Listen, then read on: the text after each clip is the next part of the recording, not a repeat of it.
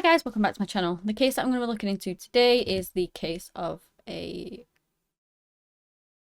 it's actually really well known in the celebrity world. It's the missing persons case of Patrick McDermott. Now, it's very much a case of people believe two very different things. Either he is no longer with us, he went missing, nobody knows what happened to him. Either, he is no longer with us, like I said, or that he's out there alive and well somewhere, living under a different name. So yeah, it's quite an interesting one. And we'll jump right in.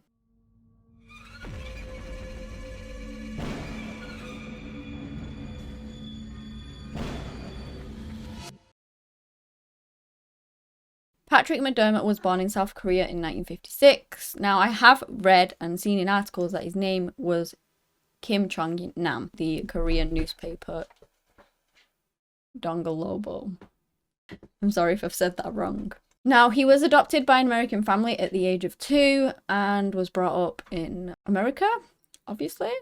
As an adult, he became a cameraman, a lighting designer, and he would work in Hollywood. This is why he was really well known. He would work on all the movies, films, and all of that, even though that's the same thing, but yeah. So in 1994, he married another actress, Yvette Nipar, and they actually had a son together who they named Chance. Now, their relationship, I'm not entirely sure how long it lasted, but they would end up sadly getting a divorce. And I do know that it is claimed in the sources that I have read that Patrick actually suffered from financial issues. He would end up racking up a debt of about $30,000, maybe more, $30,000 to $40,000. Like I said, he did divorce Yvette, so he ended up owing her a lot of child money. What's it called, that? You know what I mean, where you pay for your own child. Yeah, child support, obviously it's child support. He owed a lot of that to his ex-wife at this point. And he was sort of in debt. No, I don't know what debt he was in, but I don't think it was impossible for him to climb out of it because, like I said, he was a cameraman in Hollywood, and a lighting man. He did well for himself, not as well as all these actors and everything else, but, he was earning quite a bit of money.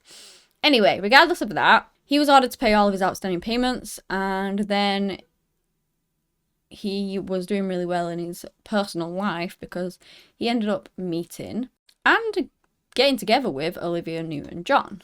And obviously, I'm pretty sure everyone knows who that is, so yeah. They actually dated for 9 years. Their relationship was very much up and down. And they stayed together 9 years before they finally decided that enough was enough and they were going to go their separate ways. Now, this wasn't long before he actually went missing. So they broke up, and then not long after that, we're now skipping to the 30th of June in 2005, Patrick has decided that he's going to go on this fishing excursion boat thing. It's like an overnight journey. And he's not a stranger to them, he's been on a few of them before, knew exactly what he was doing. He didn't know the people on it. I believe there was 22 or 23 people in total. I think there were 23 people in total on this fishing excursion, like including the crew members, I believe. And they went on this journey. Patrick was 48 years old at the time. Nobody really noticed anything going awry. People had seen Patrick, but no one really paid much attention to each other, to be honest. Everything went smoothly. But that was until the 1st of July when, remember how I said there were 23 people on the boat, 22 passengers sort of left that boat. Now, at any point, I don't think there was ever really head counts done properly. There was certainly not a head count done when docking, when the people were leaving. And I believe it was a normal thing for this to happen. Like, they never did it, and so they didn't do it. But one person was missing from that, and it was Patrick. He has, well, depending on who you believe, never been seen again. And him going missing went completely unnoticed for a while, but then he was supposed to show up for this family thing. He didn't show up for it. That got his ex-wife worried. And of course, when Olivia Newton-John found out about it, she was worried about him too.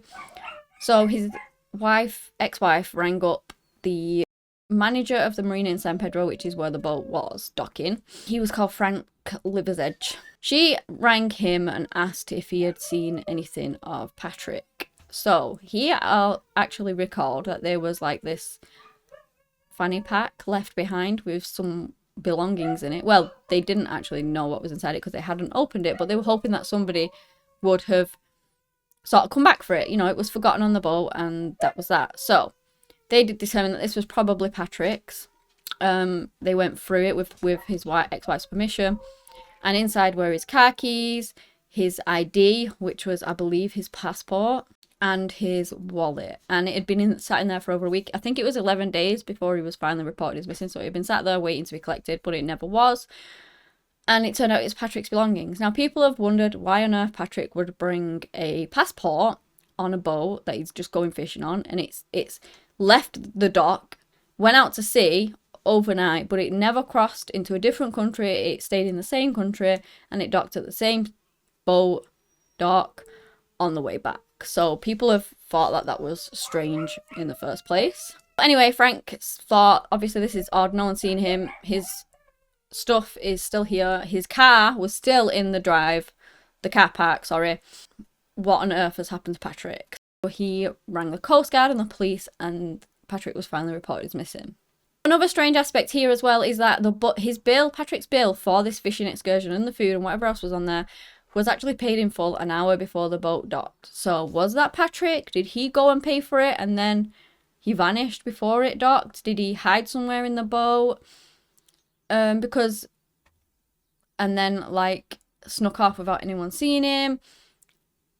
Because the question in my mind is like, if people have suspected that he fell overboard in the middle of the night or something, how could he have then paid his bill an hour before the boat docked?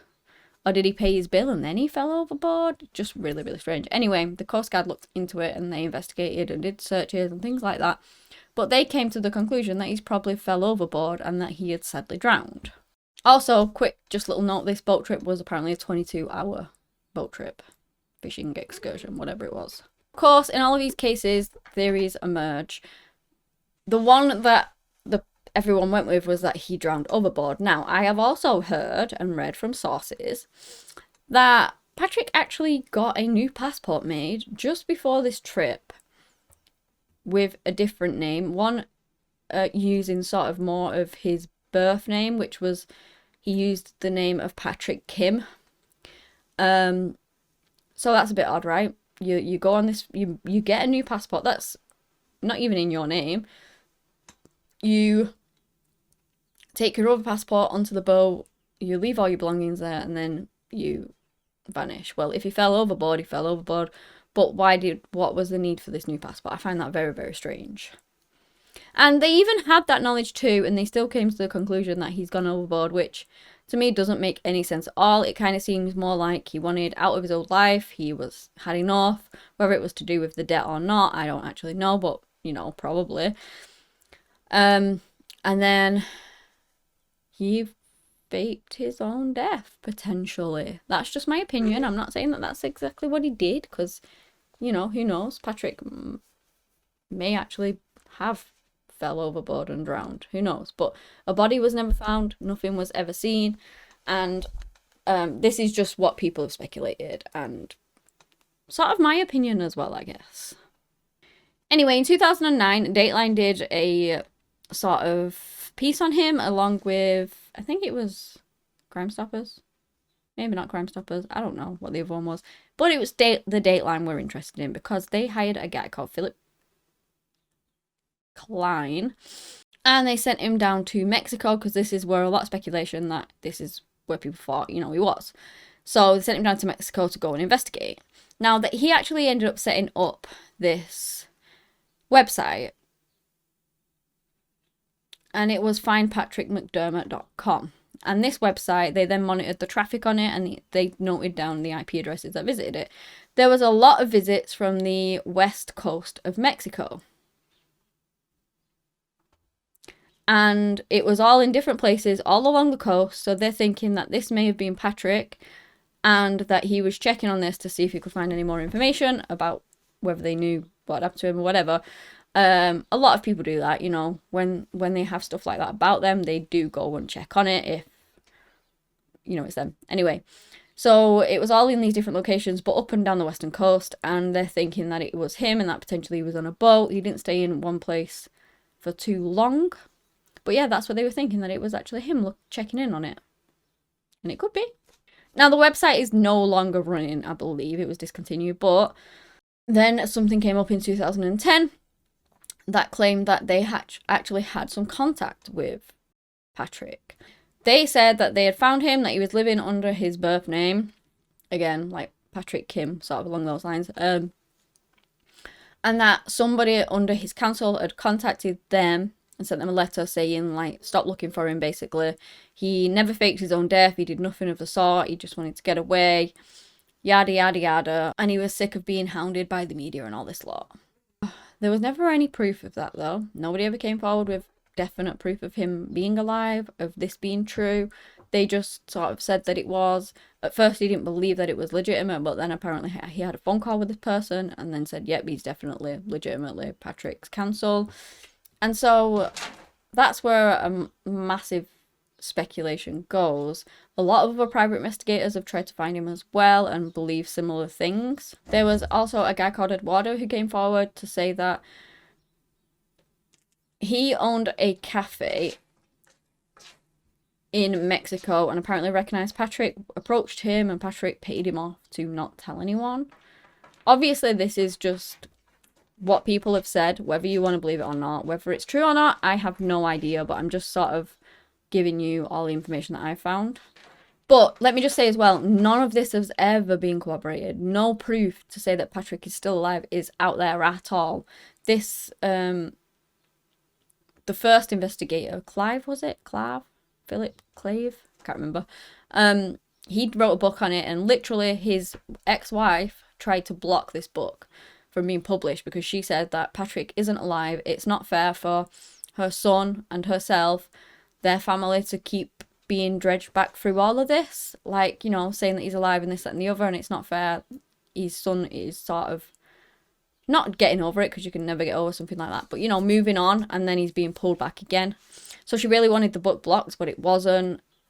People have wondered whether that was just sort of, all of this is just to drum up the hype for his book. I don't know. But to this day, Patrick McDermott is down as being lost at sea. In 2009, they said that they published a statement that's basically saying that they didn't find any evidence of foul play, criminal action,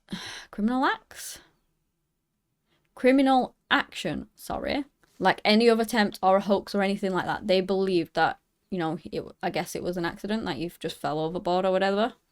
Now, obviously this has plagued those around him, his family, his friends. Even Olivia Newton-John, she did eventually sort of carry on, but she's always thought about Patrick.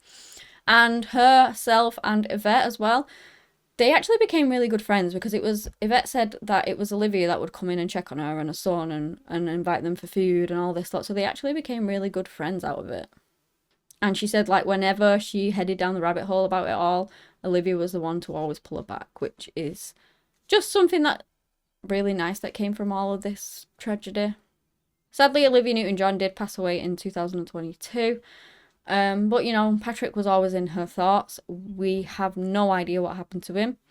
Like I said, there's the speculations, but that's all it is, really. Until, I don't know, I'm more inclined to believe that because of the passport and stuff, that maybe he is out there somewhere. But then, there's no proof of that whatsoever. All these people have said that they found him, yada, yada, yada. Well, why didn't you just snap a photograph of him? Or, I don't know, anything to prove that it's actually him and that he's alive, and video, anything. But there's just nothing. So that makes me wonder as to whether it is the case. I'd love to know your guys' opinions on it anyway. Let me know what you think. Do you think that he's alive and well out there somewhere? Do you think that he just went overboard one night and on that night and that was it? He was never seen again. It's also a bit weird, like, if someone did go overboard, obviously in the middle of the night it's more believable, but if somebody went overboard, surely you would scream, shout, make waves. Somebody out of the 23 people that were on there, 22 people that were on there would notice. And I'm not saying that it's for sure definite that they would, because shit happens. But you know, it's just very, I don't know. You would have thought someone would notice, but I guess it's not impossible for it to happen. Let me know what you guys think. But yeah, that's the end of the missing persons case of Patrick McDermott. Thank you so much for watching, and until next time, bye.